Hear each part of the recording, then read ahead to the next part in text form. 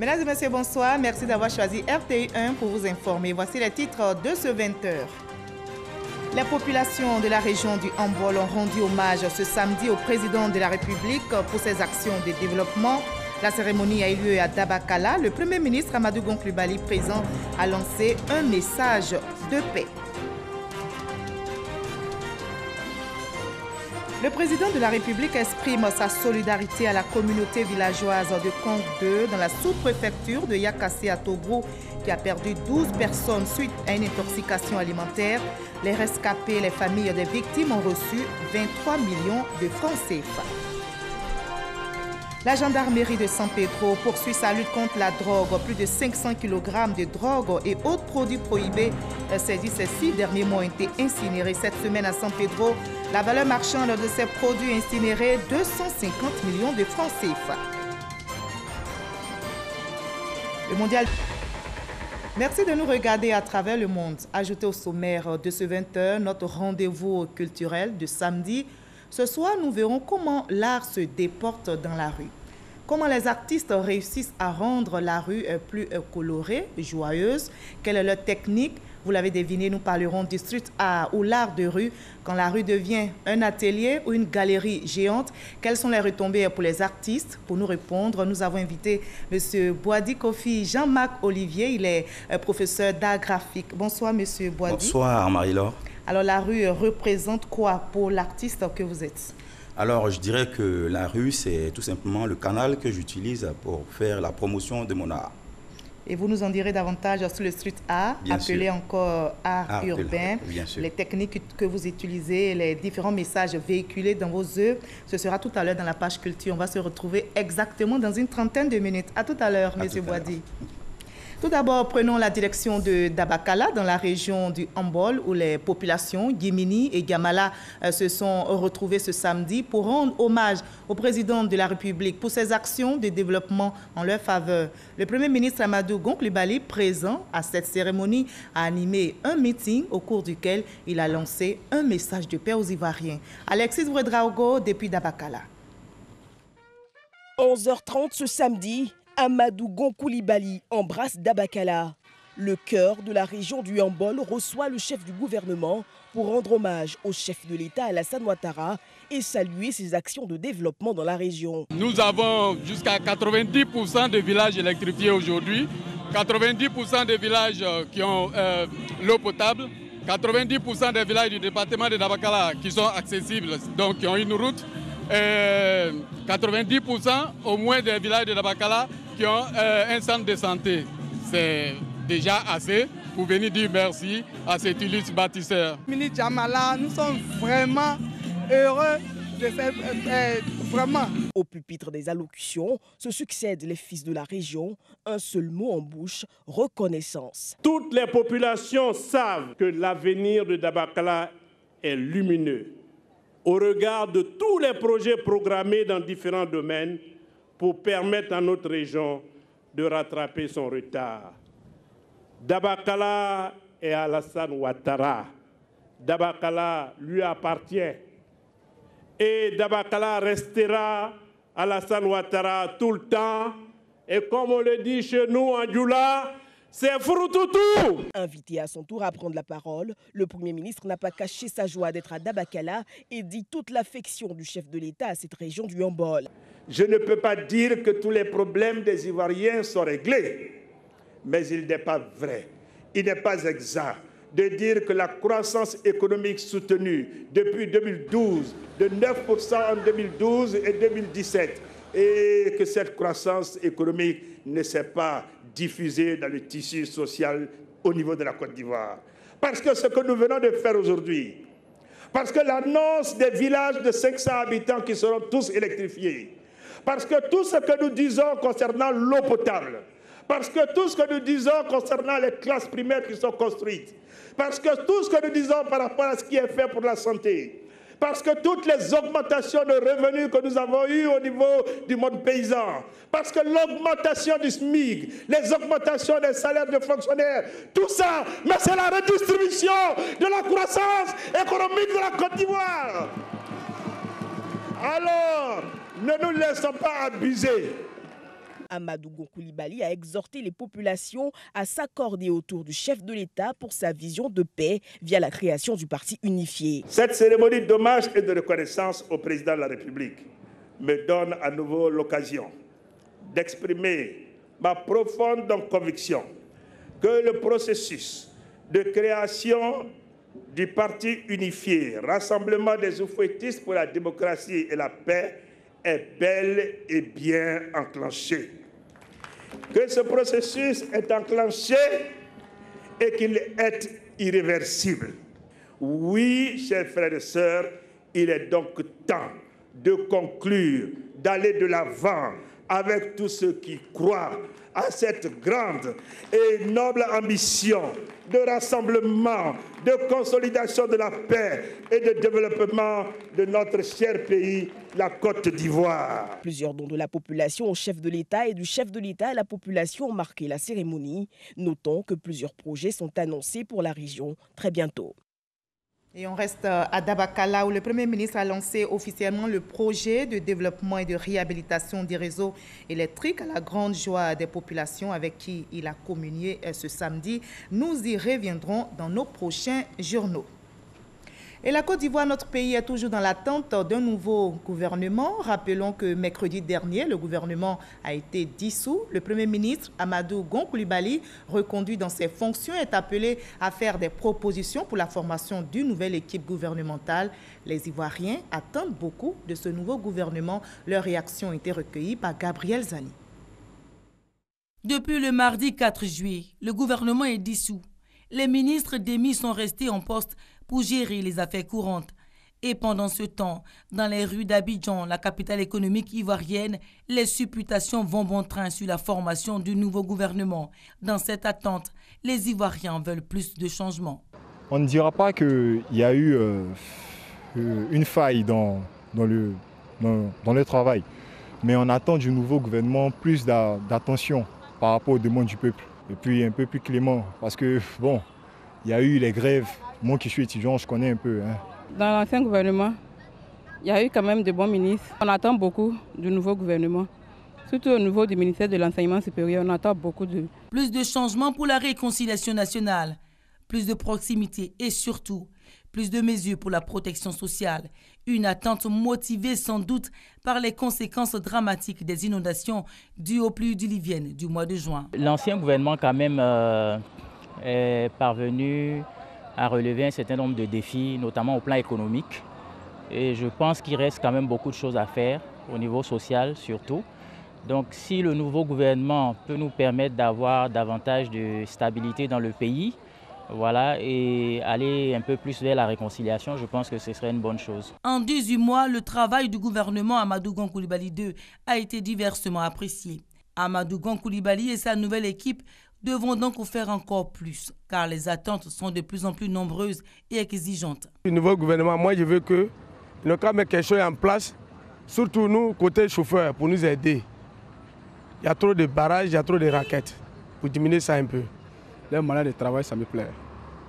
En fait, les quartiers précaires, là, il y a longtemps, les gens dorment là-bas, ils habitent là-bas.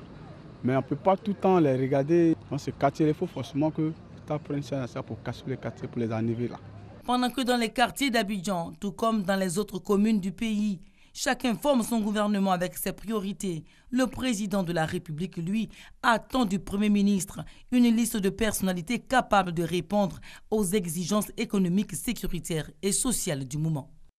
Et le parti politique Union pour la paix en Côte d'Ivoire, UPC, a repris sa marche vers le parti unifié au cours de son 3e congrès extraordinaire organisé ce samedi au Palais de la Culture. L'UPC a adopté les tests du parti unifié. Explication avec Sidonie Davila. L'UPC, l'Union pour la paix en Côte d'Ivoire, dit oui au parti unifié. Décision prise à l'issue de son 3e congrès extraordinaire. Allons-y au parti unifié sans crainte. Nous avons tout à y gagner. Après avoir tourné le dos au parti unifié lors de son 2e congrès extraordinaire, tenu le 28 avril dernier, l'UPC revient sur sa décision, mais cette fois avec à sa tête un nouveau président, Dr Brousserge Anissé. Ce dernier, qui mesure déjà le sens de sa responsabilité, explique les raisons de ce revirement. Nous avons été tous surpris de constater que durant ce congrès où il n'y a eu qu'une seule séance, la majeure partie des congressistes n'étaient pas militants de l'UPC. Ces irrégularités ont été constatées même par les représentants des partis frères et par plusieurs membres de l'UPC qui ont eu à saisir après le bureau de l'UPC afin de clarifier cette position.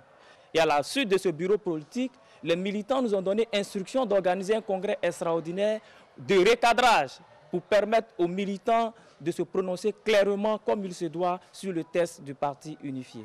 Mobilisé désormais pour le parti unifié, l'UPC, à l'appui des partis membres du RHDP. Leurs représentants ont affiché leur joie et exprimé leur soutien à l'Union pour la paix en Côte d'Ivoire, UPC. Du côté du RDR, la secrétaire générale adjointe, Mme Bakayoko Liramata, chargée de l'éducation et de la formation du parti, était le week-end dernier en tournée dans les départements de Bokanda et de Kwassikro. Lors de cette mission, elle a encouragé les militants du RHDP de ces localités à emprunter le train du parti unifié. On retrouve Alexis Ouedraogo. Liramata Bakayoko continue sa campagne de sensibilisation sur l'importance du parti unifié dans la région de Nzi. Après Dimbokro, cap sur les départements de Bokanda et Kwassikro.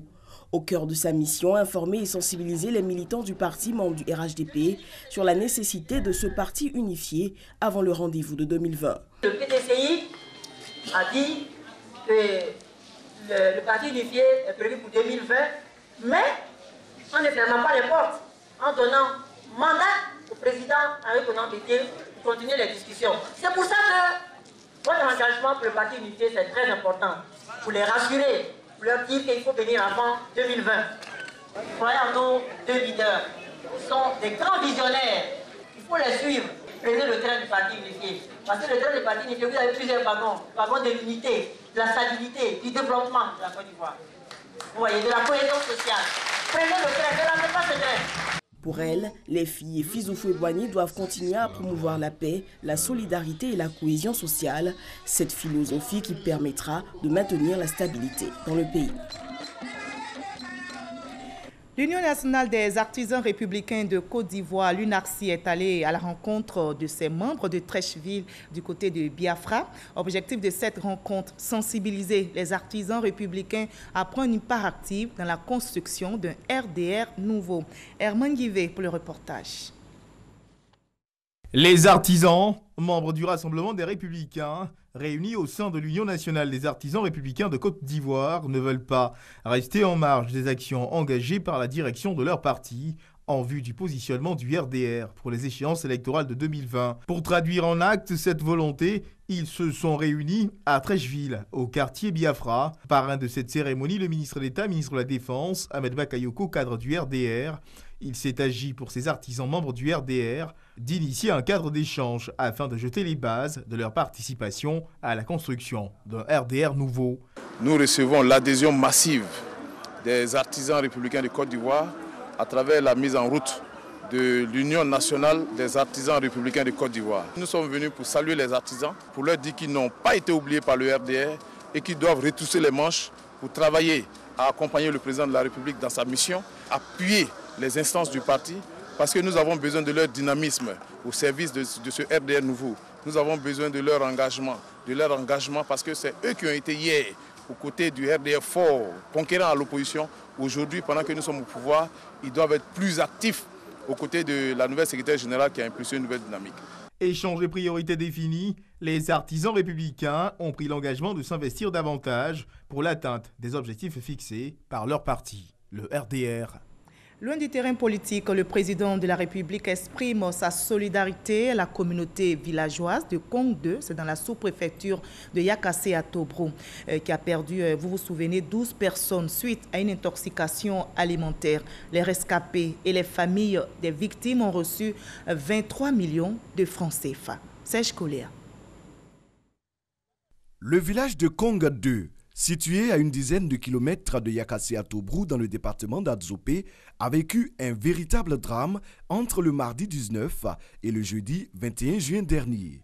12 morts, au nombre desquels 9 enfants victimes d'une intoxication alimentaire. 28 autres personnes ont pu survivre. À l'origine de cette tragédie, une bouillie consommée par toutes ces personnes.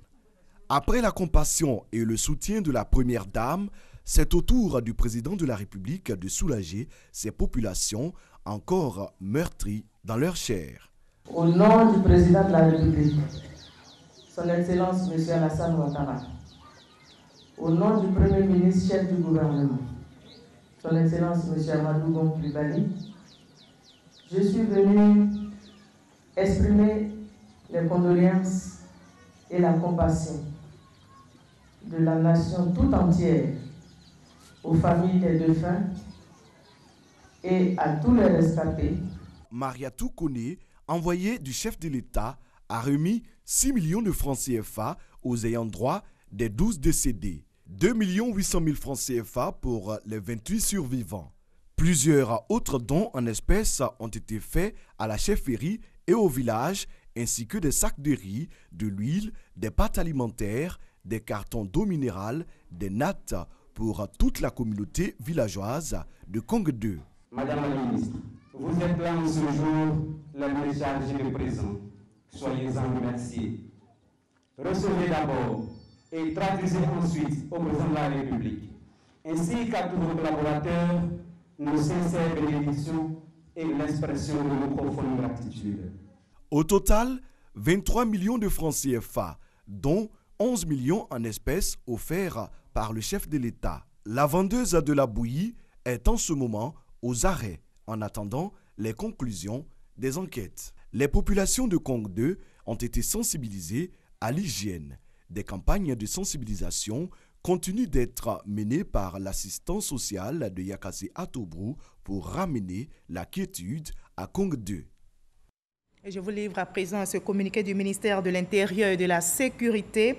Le ministre de l'Intérieur et de la Sécurité porte à la connaissance des populations de la ville d'Abidjan que dans le cadre des préparatifs de la fête nationale 2018, les forces de défense et de sécurité exécuteront un exercice de défilé l'après-midi du dimanche 8 juillet 2018 dans la commune de Trècheville.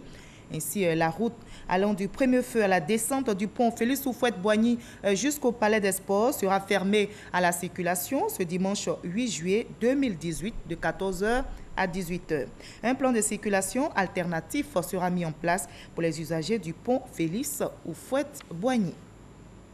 Nous partons maintenant pour San Pedro où la gendarmerie poursuit sa lutte contre la drogue. Plus de 500 kg de drogue et autres produits prohibés saisis ces 6 derniers mois ont été incinérés. Cette semaine même à San Pedro, la valeur marchande de ces produits incinérés, 250 millions de francs CFA. Sam Conan, notre correspondant sur place. Coup dur pour les trafiquants de drogue et autres produits prohibés. Ce sont 250 millions de francs CFA qui partent ainsi en fumée. C'est l'estimation des produits saisis dans la période de décembre 2017 à juin 2018. La cellule antidrogue rattachée à la 5e Légion territoriale de gendarmerie de San Pedro a procédé à l'incinération de ces produits qui sont composés entre autres de cannabis, 74,530 kg, cocaïne, 215 g, héroïne, 446 g, produits pharmaceutiques non enregistrés en Côte d'Ivoire, 449 kg. Tramadol cap 120 mg, 51 g.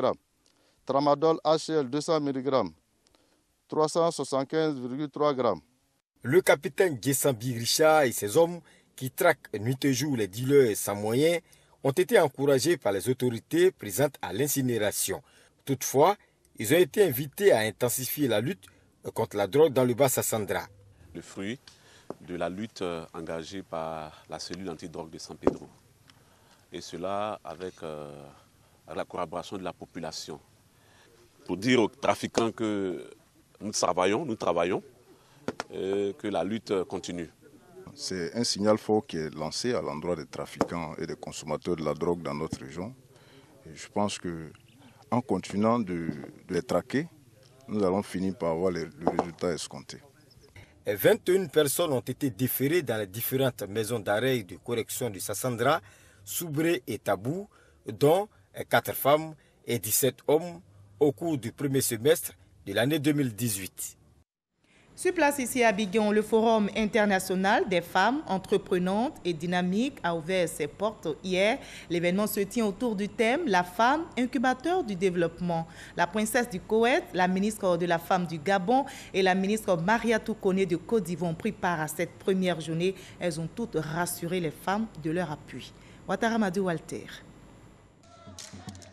Abidjan, accueil et ambiance à l'ivoirienne. Une prestation de femmes bien appréciée. Nous sommes à la première édition du Forum international des femmes entreprenantes et dynamiques. Ce forum a pour but de promouvoir et célébrer les femmes talentueuses, ambassadrices du leadership et de l'entrepreneuriat féminin. Pour Jelika Yeo, l'initiatrice, ce rassemblement est un pari réussi. Plus de 2000 participants venus de 80 pays, dont 3 pays africains, le Maroc, la Tunisie et le Gabon.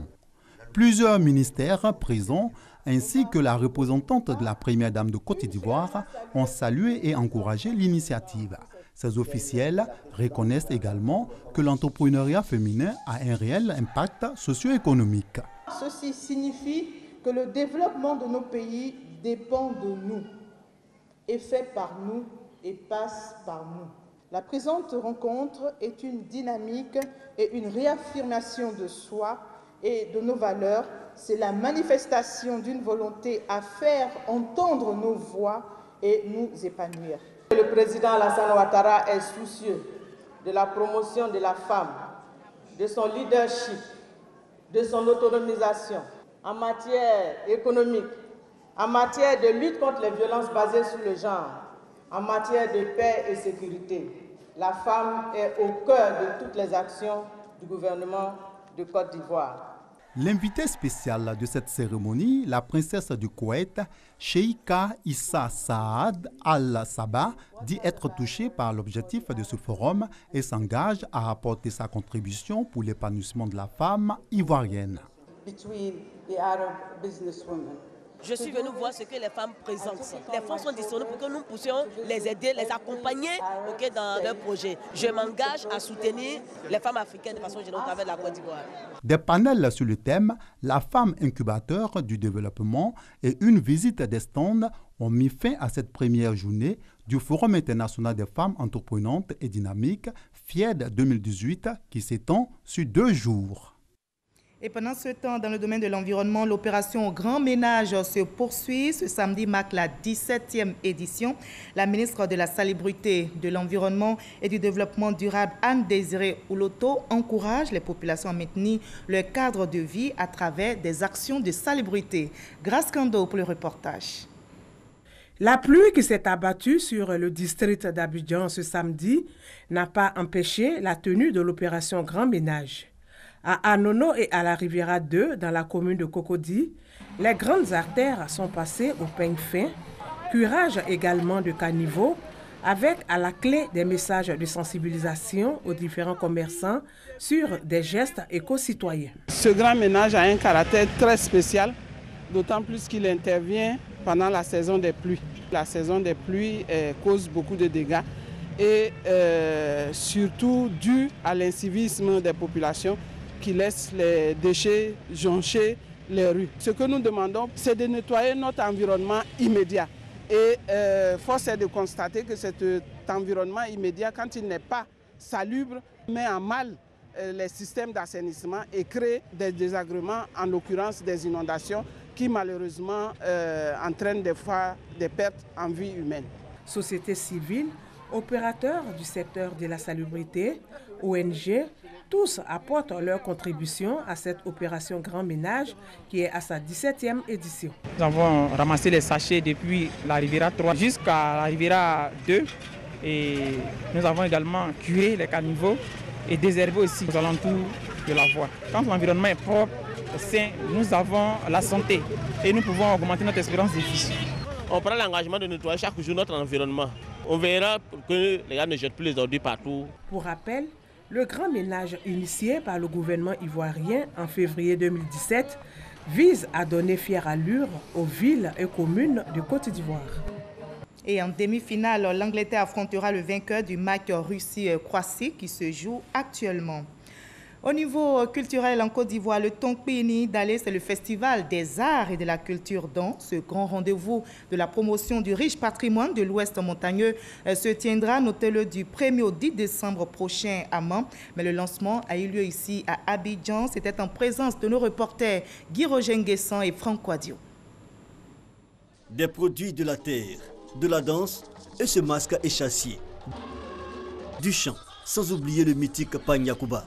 Un aperçu du riche patrimoine culturel du peuple Dan que vont découvrir les participants de l'acte 2 du Festival des arts et de la culture Dan, le Tonkpi Dali, dans l'ouest de la Côte d'Ivoire. Nous sommes à l'heure du brassage des cultures. Nous sommes à l'heure où les peuples se rencontrent, où les cultures se rencontrent. Dans le moment de ces rencontres-là, chacun doit apporter quelque chose.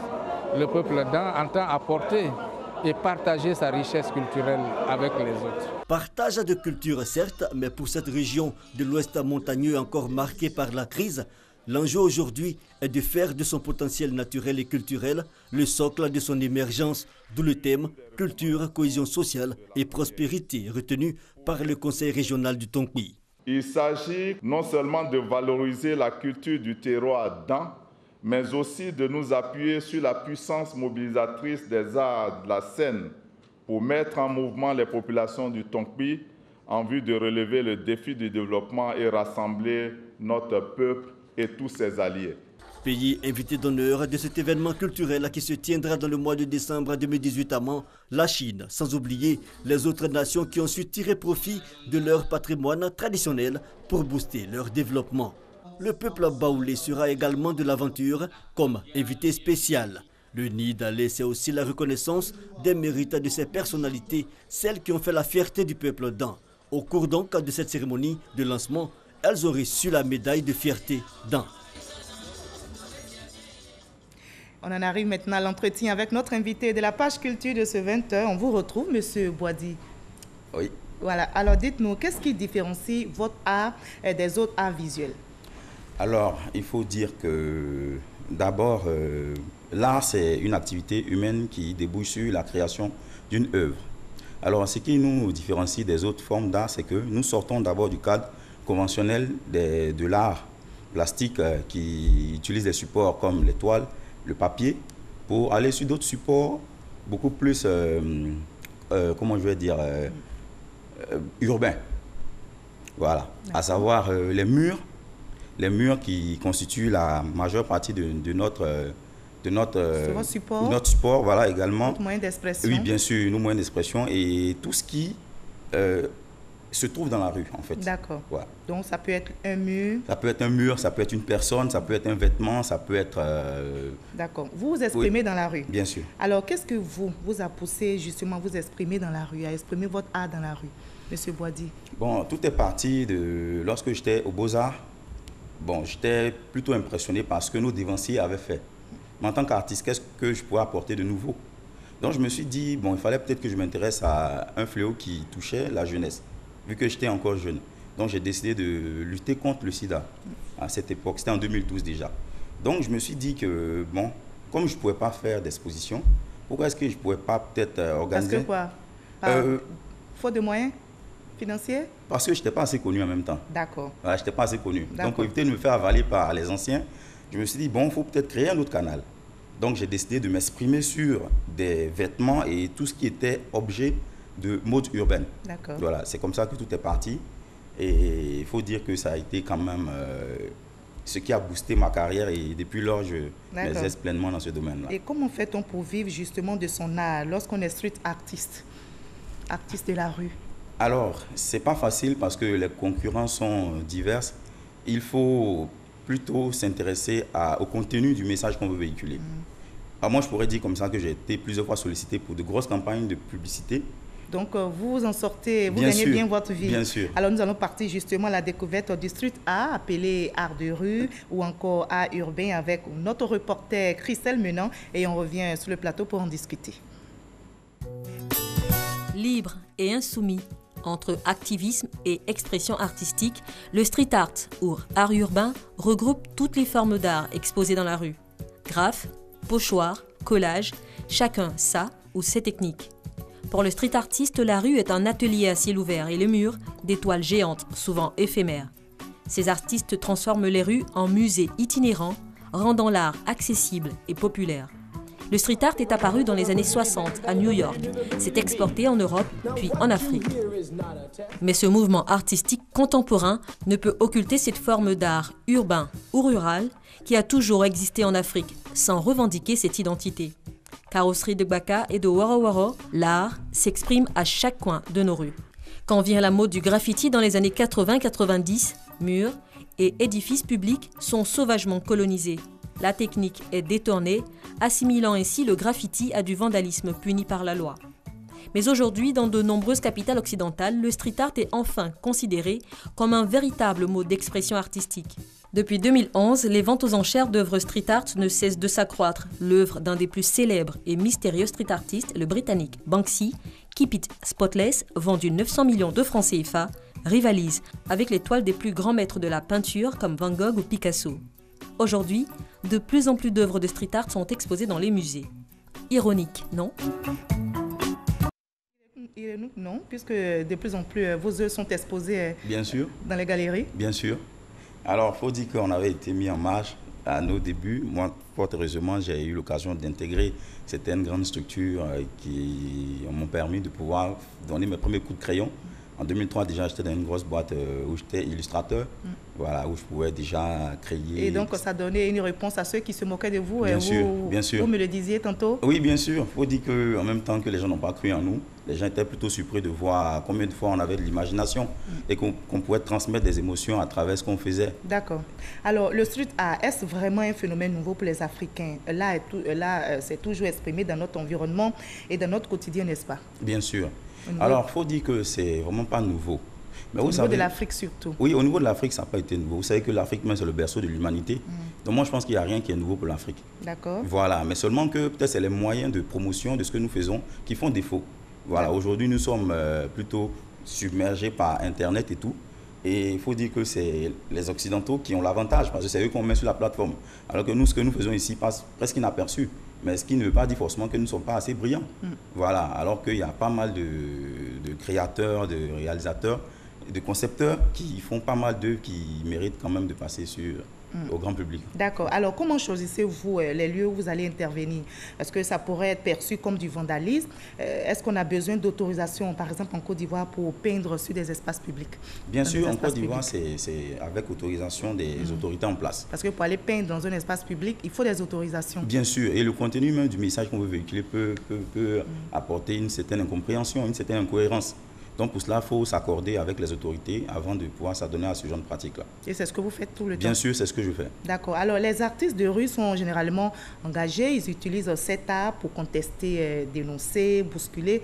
C'est aussi votre cas, M. Boadi? Moi, je ne l'utilise pas pour contester forcément. Moi, je le fais plutôt pour faire la promotion de la culture africaine. Artiste engagé, oui ou non? Engagé. Engagé? Bien sûr. Donc vous dénoncez quelque part? En griffe. En griffe.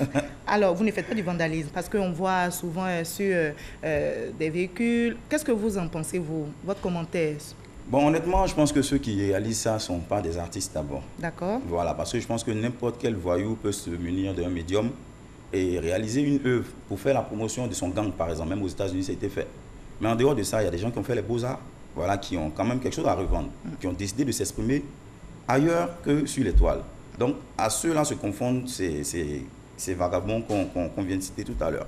Et ce qui fait que vraiment, on fait passer le street artiste pour quelqu'un qui est à combattre. Pourtant, ce n'est vraiment pas le cas. Et donc, c'est pourquoi vous rendez la rue joyeuse, plus colorée. Voilà. Alors, comment définirez-vous votre style? Quelles sont les techniques que vous utilisez? Alors, les techniques qu'on utilise, il y a une technique traditionnelle qui est la technique de l'aérosol, la peinture aérosol. Donc, c'est ce que tout le monde utilise. Après, il y a la technique du pochoir également qu'on utilise. Mais en plus de cela, on peut également utiliser des pinceaux, des rouleaux, comme toute autre peinture en fait. Je sais pas de ce que vous utilisez, vous? Oui, bien sûr. Moi, j'utilise tout ça. Je n'ai pas de souci avec aucun médium. Je peux utiliser toutes sortes de matériel. J'ai aucun souci avec. Et les supports? Il y a une variété de supports. Oui, il y a une variété. Parce qu'à chaque fois que je découvre un support qui me parle, j'ai envie de le dompter tout de suite. Je veux dire que pour celui qui travaille sur un support, sur le mur par exemple, il faut de l'aérosol, ça passe avec les rouleaux également. Les pinceaux, ça peut également passer. Mais celui qui s'intéresse par exemple au textile, Avec l'aérosol, c'est moins efficace. Donc là, il faut y aller avec le pinceau, un pinceau beaucoup plus rigide. Donc à chaque surface, une technique particulière et également un matériel qui va avec aussi. Donc moi, j'essaie de parcourir. J'ai même utilisé le corps souvent pour exprimer certaines de mes œuvres, le corps. Là, est-ce qu'on est encore dans le domaine du street art? Bien sûr. Quand vous utilisez le corps, oui, le corps, les vêtements, vous en parlez tantôt. Bien sûr. Quand on parle de street art, c'est dans la rue. Bien sûr, c'est dans la rue, parce que les vêtements sont dans la rue, les hommes sont dans les rues. Alors que les autres tableaux de nos grands peintres sont exposés dans les galeries. Nous ne sommes pas dans les galeries, nous sommes dans la rue. Voilà, donc tout ce qui concerne la rue, voilà, c'est un moyen de communication pour nous. Décoration aussi? Oui, bien sûr. C'est pas interne, hein? Non, bien sûr que nous faisons la décoration. On a fait pas mal de décorations. J'ai même fait une décoration pour un clip qui a fait le tour du monde. Donc, je vais taire le nom de l'artiste. Voilà, donc j'ai vraiment... J'ai même initié la déco dans des clips ici en Côte d'Ivoire. Et ça a même révolutionné l'industrie de la musique. Même dans les clips? Oui, dans les clips. D'accord. Alors, comment se procurer une œuvre de Boadi et combien ça coûte? Alors, mon nom d'artiste est JM Tattoo. Donc, il faut dire que mes œuvres varient selon... comment je vais dire, selon sa destinée. Je veux dire que si je réalise une œuvre qui est faite pour un clip, ça peut varier entre 1 million et 1 500 000 francs. Ah. Voilà, donc vraiment, il faut avoir les moyens. Mais à part ça, j'ai pas mal de petits t-shirts que je réalise aussi pour les gens qui ont envie d'avoir. D'accord. Au niveau de la Côte d'Ivoire, vous avez assez de consommateurs? Bien sûr. Vous avez assez de clients aussi? Bien sûr, j'ai une page officielle. Alors, en tant que jeune, un message à lancer à toute cette jeunesse? Alors, je veux dire à toute la jeunesse que vraiment ceux qui ont choisi d'embrasser la carrière artistique ne sont pas des ratés de la société. On ne peut pas tous travailler en banque, hein. Donc il faut encourager tous ceux qui ont envie d'être artistes. Aujourd'hui, je fais la fierté de ma famille, c'est sûr. Donc voilà, il faut dire que l'Afrique est capable de très belles choses. Donc vous allez découvrir très prochainement ce que nous allons entreprendre tous ensemble en tant que graphistes pour encore porter la Côte d'Ivoire plus loin. Merci beaucoup, en tout cas, M. Boadi. Merci d'avoir été notre invité de la page culture de ce 20h. Quand l'art se déporte dans la rue, quand l'art est transformé en galerie, en atelier avec ses artistes. Merci, vous l'avez compris, ce journal est terminé. Merci d'avoir été avec nous et passé une très, très belle soirée sur RTI